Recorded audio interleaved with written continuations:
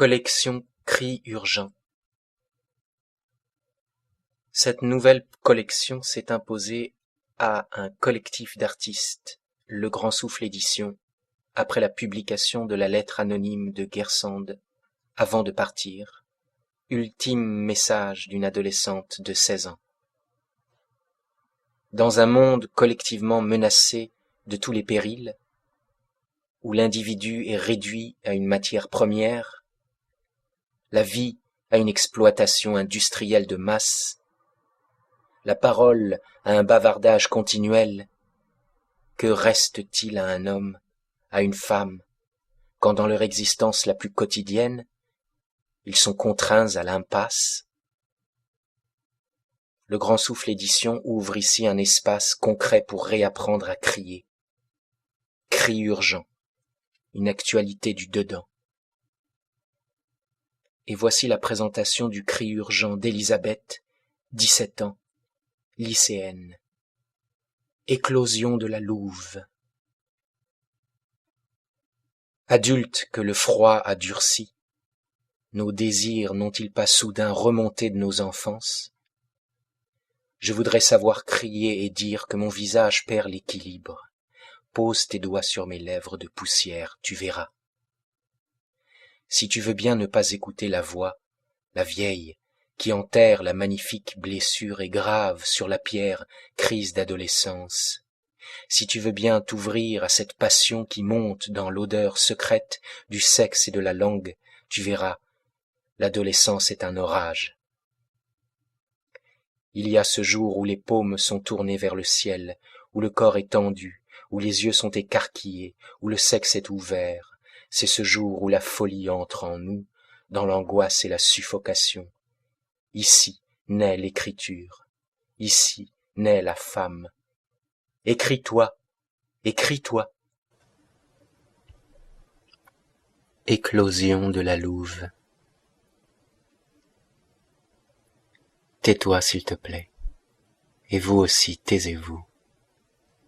Les hommes parlent trop, les femmes c'est encore pire. Je perds le fil des gens et le fil du temps. Mon époque n'est qu'un air dont je ne comprends pas le fonctionnement. Il faut se taire ou bien hurler. Je voudrais savoir crier et dire que mon visage perd l'équilibre. Pose tes doigts sur mes lèvres de poussière, tu verras. Seulement je n'ai jamais appris. Je n'ai qu'un cri sale et désordonné. J'aimerais savoir raconter, savoir dire ce qui ne se dit pas ou ce qui a toujours été mal dit. Je voudrais dire en travers, dire à l'envers pour mieux saisir l'importance, toucher à l'intouchable, dire les choses, raconter pour saisir, pour comprendre par l'imaginaire et surtout pour adorer. Il ne faut pas chercher à comprendre la passion.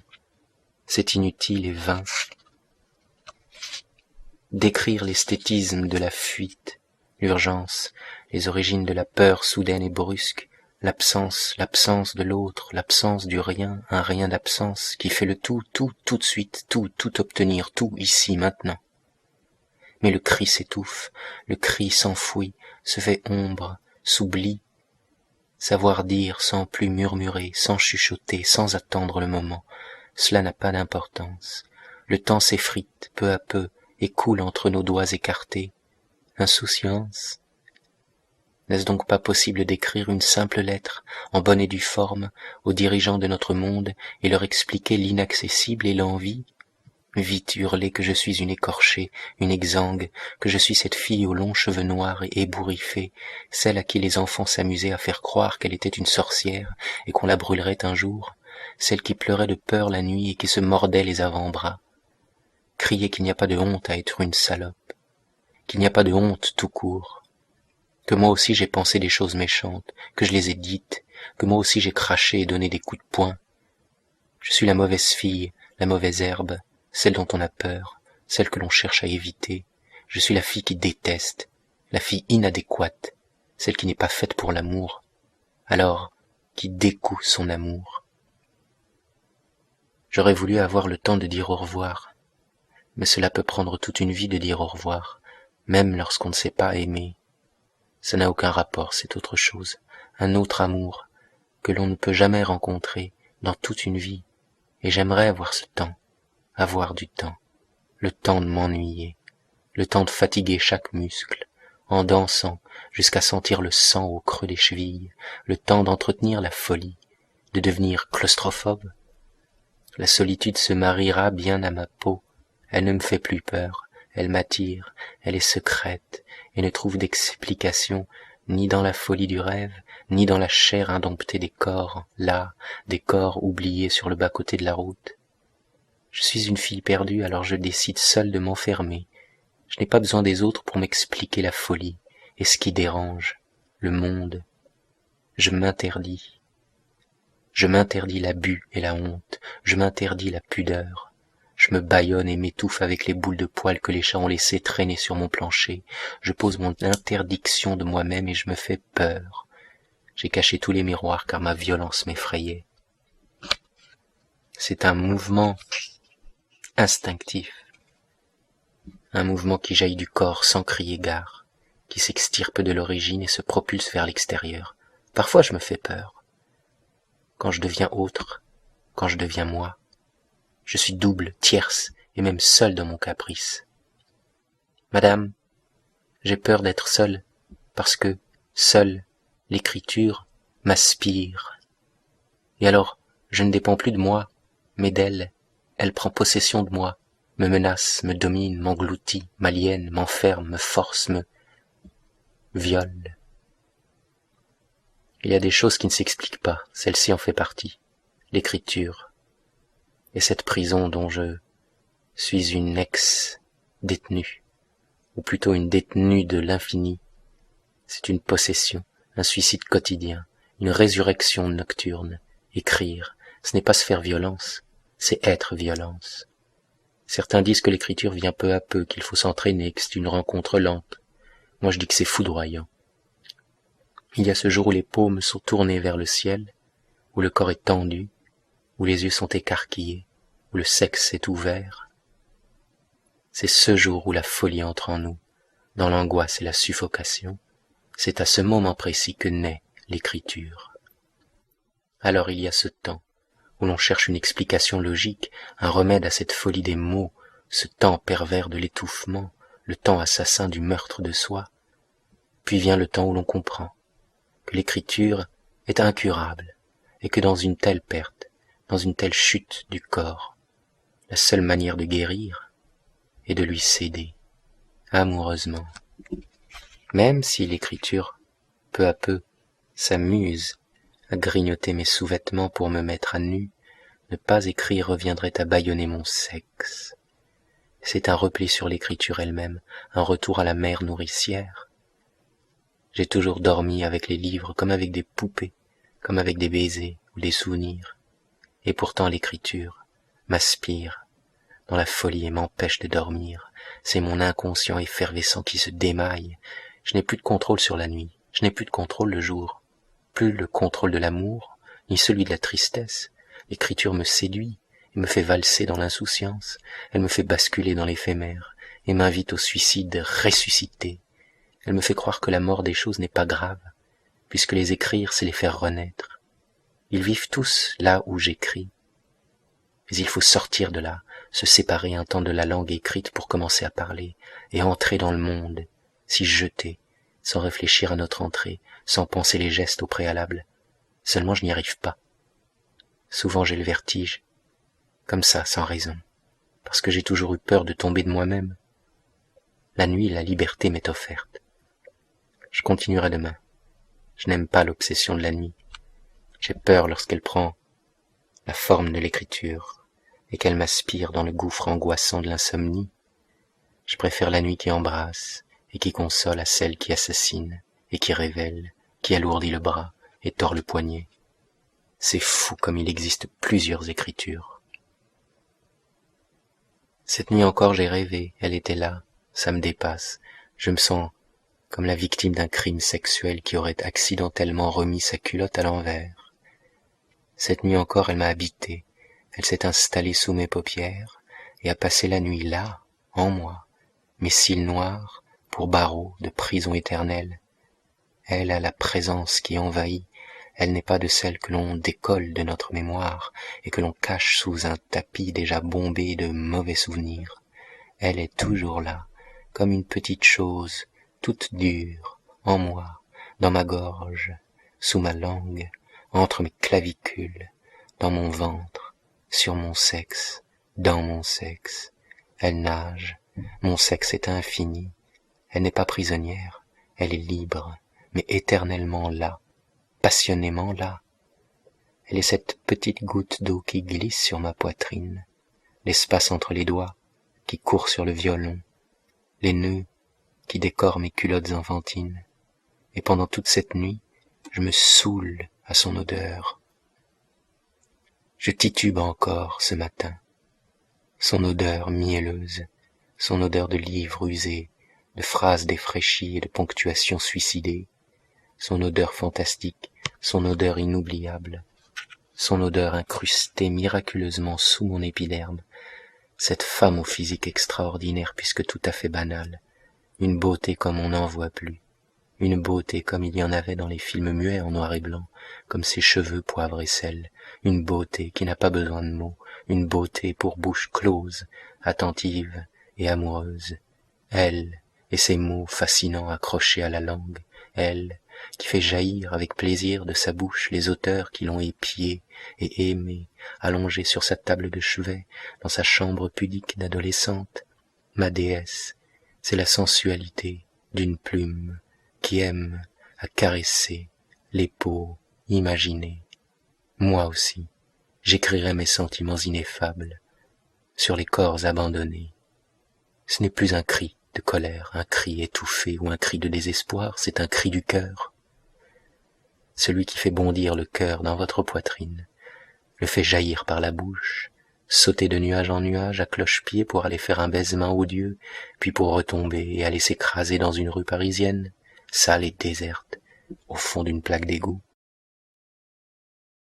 Aujourd'hui encore, je repense à cette année de seconde, une année entière que j'aurais vouée à une seule femme, un seul prénom déposé sur ma langue, une seule présence flottant dans mes veines. Dehors, lorsque j'ouvre la fenêtre, le ciel est une tapisserie déchirée, en lambeaux. Quand je gratte ce ciel, l'ancienne tapisserie réapparaît, celle que l'on avait réussi à oublier, celle aux fleurs sombres et prétentieuses, avortée et jaunie par la fatigue du temps. Sur cette tapisserie je colle mon corps, je m'applique, je me presse, et sous mon corps, toujours ce même visage, rendu flou par les heures qui se sont inexorablement écoulées. J'ai perdu votre doux visage. Madame, les yeux se sont trop souvent brouillés, il s'est envolé dans la suffocation, le hoquet amoureux. J'ai oublié quelques-uns de vos traits dans la rue des incompris. Mais depuis j'ai changé, sûrement, puis j'ai grandi, un peu, je l'ai adorée, beaucoup, et elle m'a tué, un peu, légèrement, en douceur, et je lui en veux, passionnément. Oh, je me souviens de cette année magnifique de torture quotidienne, cette année où j'ai dû tenir mes sentiments en laisse, où j'ai dû me ligoter pour ne pas lui hurler. Madame, vous êtes magnifique, vous êtes exceptionnelle, mais voilà, vous êtes professeur. Pire encore, vous êtes ma professeure. Il paraît que ce bureau beige me sépare de vous, que ces quelques malheureuses années aussi, il paraît que l'on ne pense pas pareil à 16 ans qu'à 50 et des poussières. À ce qu'on dit, vos rides au coin des yeux nous éloignent l'une de l'autre. On dit que je dois vous regarder quand vous enseignez, mais surtout pas quand vous baissez religieusement les yeux pour suivre la lecture d'un élève. Que je ne dois pas non plus regarder amoureusement votre chignon négligé dégringoler au fur et à mesure que la leçon avance, que ce n'est pas ça l'important, que je n'ai pas le droit de compter les grains de beauté qui dansent sur vos bras, de regarder celui qui est posé sur votre joue gauche ou ceux qui dégoulinent dans votre cou. Madame, je suis l'amoureuse, pendue, les pieds au-dessus du sol, une corde autour du cou qui ligote ma raison. J'aurais tant aimé vous dire que non, il n'existe pas de statut d'élève et de professeur dans un cours de littérature. Mais ce n'est qu'une simple contemplation, madame, la pure observation. Si pure qu'elle en devient irréelle et intemporelle. Et même si je me suis écorchée vive, même si je me suis égratignée à elle, c'est grâce à elle, en partie, qu'aujourd'hui je suis enceinte de la littérature, et que j'accouche chaque jour de ma passion. Madame, vous êtes magnifique. Aujourd'hui je crois que je ne l'aime plus vraiment, ou pire, que je l'aimerai toujours. Il y a ces nuits où je pense à elle, à ce qu'elle m'a appris, la beauté de la folie, ces nuits où je pleure d'émerveillement. C'est paradoxal, je le sais trop bien, je me suis installé dans ce malheur froissé d'où je contemple amoureusement les choses, les gens, j'en pleure, j'implore, questions suspendues, ce sont les restes, les mauvais souvenirs, les images qui marquent, la gifle, le gâteau, un mort, puis un autre, les plis de la jupe, cet été-là, les insomnies, depuis la naissance. J'ai besoin de jeter ces choses dans un fleuve qui les emmènerait loin. Ce fleuve serait la musique. La musique est un lubrifiant qui fait mieux glisser les mots, qui écorche les mots rugueux et râpeux. Il me faut un piano, un vrai, un piano qui m'appartienne, un piano que je puisse rayer de ma folie, un piano que je puisse caresser de désespoir, un piano pour m'éclater les phalanges, pour me rompre les poignets, pour effleurer les notes volatiles. Je voudrais un piano pour mourir et sans cesse renaître, ressusciter en musique, un piano pour asseoir mon cœur, un piano pour pleurer la mort de mon âme et pour saigner mes abcès, un piano pour exprimer les choses ineffables. Un piano pour me tuer quelques secondes et m'envoler avec la musique aérienne qui jaillit des cordes dures. Un piano pour fermer les yeux sur ce monde. Un piano avec fenêtre sur mes rêves et vue sur la mer. Je voudrais un piano pour dormir sur sa queue, pour le caresser, puis en pleurer de beauté.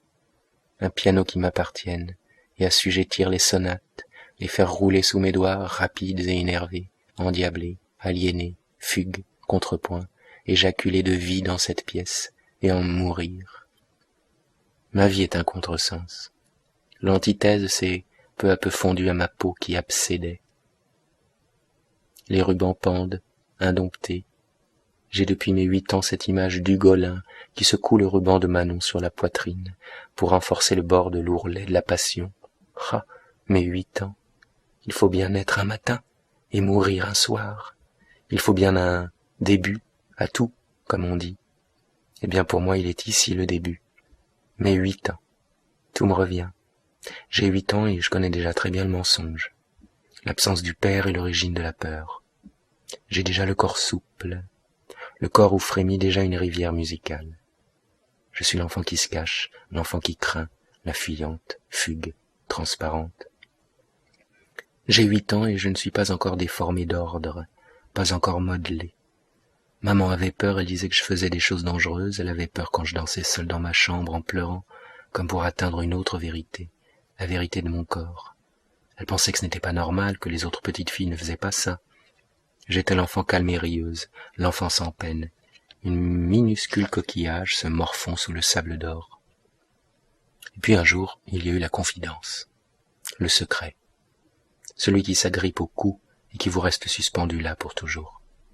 Aujourd'hui encore, il me reste un peu des résidus de cette histoire sous les ongles, mais je ne sais pas l'écrire, je ne sais pas le raconter, et vous me demandez de le crier. Mais monsieur, c'est impossible, je ne sais même pas parler. Je pense que c'est arrivé parce qu'il me fallait une scène qui me resterait toujours dans les yeux, dans la tête et dans le ventre. J'avais déjà le pouls accéléré et le sommeil agité. 4 années sans une nuit complète, pauvre mère.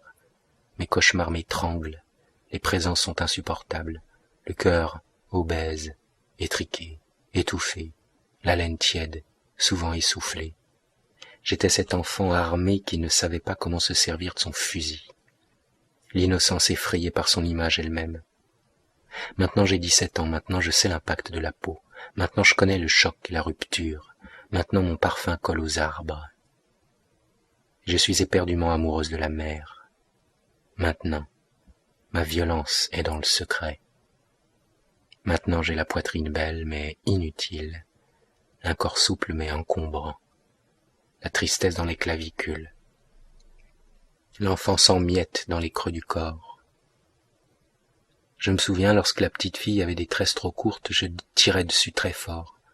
J'entends encore maman dire un peu embêtée, un peu honteuse, « Vous savez, elle ne sait pas ce qu'elle fait, elle ne se rend pas compte, ce n'est pas volontaire. » Aujourd'hui, maman dirait la même chose si elle me lisait. Tout me revient. La mère d'Agathe, qui aimait mon rire et disait que j'avais un rire de fille. Maman avait honte, parfois. Elle se sentait injustement responsable. Tout me revient, mais tout à coup c'est bien trop brusque. Il faut que je place mes idées, mais tout me revient comme une éclaboussure, en pleine gueule. Je vacille. Je cherche le corps de l'écriture dans les rues, mais aucun ne correspond à ce vertige. Je crie, mais personne ne me répond. On se contente de me regarder et de penser « Encore une dingue, il y en a de plus en plus, décidément. » Plus tard, j'habiterai rue des Incompatibles, avec d'autres qui n'auront pas de langage, car on leur aura volé. Tout me revient, surtout cette scène, ce moment, la première année de solfège. Ce professeur dont j'avais indécemment souhaité la mort. J'ai toujours porté cette culpabilité depuis que c'est arrivé. Je suis la meurtrière innocente, l'accusée injustement. C'est la force du regard, monsieur, c'est l'inconscient, ce n'est pas moi, je n'ai pas choisi. Ce n'est que cet autre qui occupe ma tête, et occasionnellement mon corps. Cet autre toujours présent, le souvenir assassin. Je ne sais plus rien, les souvenirs ont rétréci à la machine, puis on les a jetés. Je suis une mauvaise fille, je vous l'avais dit, car on me l'avait dit. Je suis perdu, mon âme s'est envolée, j'ai le corps à l'abandon. Alors, je décide de m'avorter, ici. Je ne sais plus quoi faire de mon corps. Ça en devient encombrant. Le don de savoir habiter un corps. Je n'ai jamais su. Je n'ai jamais compris le mécanisme. Jamais adopté la présence qu'il fallait. Je me souviens d'hier soir. Hier soir, monsieur, j'étais dans ses bras et je me laissais caresser. Mais ça m'embête, vous savez, j'ai peur d'aimer. Je ne sais pas aimer sans pleurer, pas aimer sans détester. Hier soir, j'étais dans ses bras, je crois. Dans son cœur, peut-être plus. Je suis celle qui abandonnait sa bouche à l'un et son corps à Victor. Victor et sa peau imaginée. Monsieur, sortez, je ne veux plus écrire, laissez-moi tranquille. J'éclate comme un cri dans une bibliothèque. Je n'en peux plus, je sors de moi. Il y avait une dame qui disait, tu n'as pas encore tes propres pensées parce que tu n'as pas encore ton propre corps. Je souriais timidement. J'entends encore la maman de S dire, elle doit être dérangée, cette petite. Non, occupée, oui, pas dérangée. Jamais, rien ne me dérange, tout m'occupe. Je suis occupé par moi-même, très occupé par le monde. Oh, c'est si simple de mentir. Si beau. Je suis arrivée brûlante, comme un soleil confus. 8 ans. Je veux jouer, toujours, à grimper le plus haut possible pour se faire peur, ou à faire semblant que nous sommes mortes. J'étais si mince à l'époque. La famille avait si peur pour moi. Je suis entré dans la pièce claire. J'ai jeté les poupées sur le lit. Et je suis monté sur toi. Monsieur, je veux aller jusqu'au bout de l'écriture. Ce qu'on n'imagine pas encore, ce qui n'a jamais été dit. Je veux encore, monsieur, expliquer à un père paniqué. Elle ne comprend pas ce qu'elle dit, ne vous inquiétez pas, elle fait n'importe quoi. Monsieur, laissez-moi continuer et aller jusqu'au bout de l'écriture. L'enfance est glissante, sans matière, floue, troublée. Je veux arracher la peau. Tout me revient, et c'est ça ma confidence. Il me fallait une scène. Il y a des débuts partout, sur nos corps. Pardon d'ouvrir la scène, de raconter enfin. Ça aussi c'est ma confidence. La naissance de l'écriture. Je suis parti à la chasse, et depuis j'ai 17 ans. Je suis la louve à qui il manque une patte.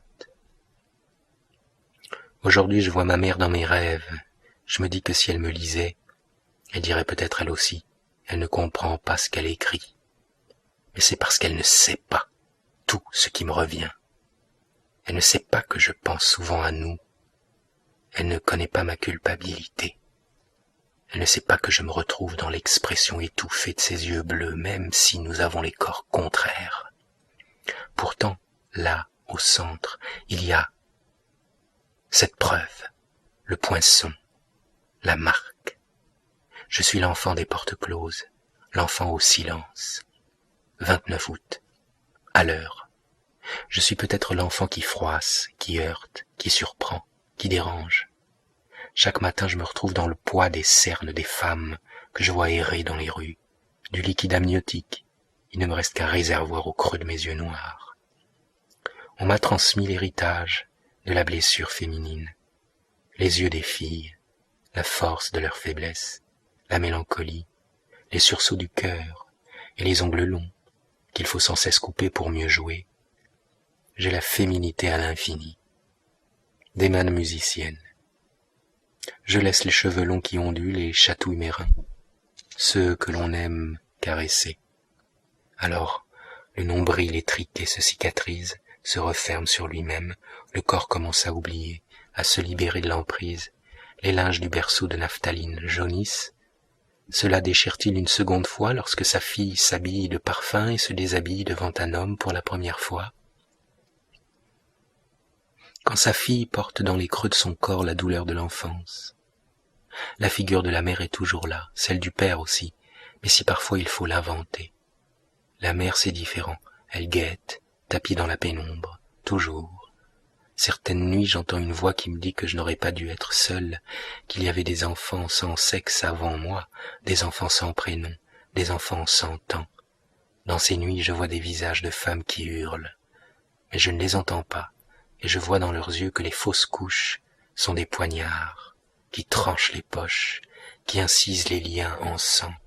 Le fœtus se détache, tombe et se perd. C'est comme l'enfant vivant. Je me suis détaché, suis tombé et me suis perdu. Maman, explique-moi comment ne pas pleurer quand on s'endort. Il y a plusieurs naissances dans la mort. Les mères disent souvent « Maintenant c'est comme si tu étais une femme, tu as ton corps entre tes mains. » Je ne sais si c'est une naissance ou une mort. Je sais que c'est les deux. Mais aujourd'hui, maman ne sait plus. Elle ne sait pas Victor, l'imaginer. Elle ne sait pas les autres. Elle n'a pas connu ce premier moment. Le jaillissement de gestes vivants, libérés. Les hanches s'entrechoquent. Les os brisent le drap de cristal. Les liens se défont. Les mains, les doigts s'agitent, émulsionnent. La chaleur d'un corps d'esquisse grandit. Les reins percent, s'en mêlent, repoussent les limites. La clavicule porte le monde.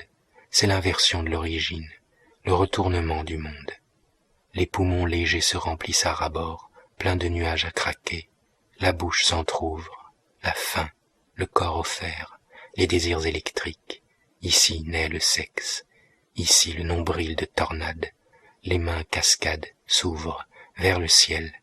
La volonté du monde se plie dans le ventre, les éclaboussures de la voix qui se découvrent et qui jaillissent.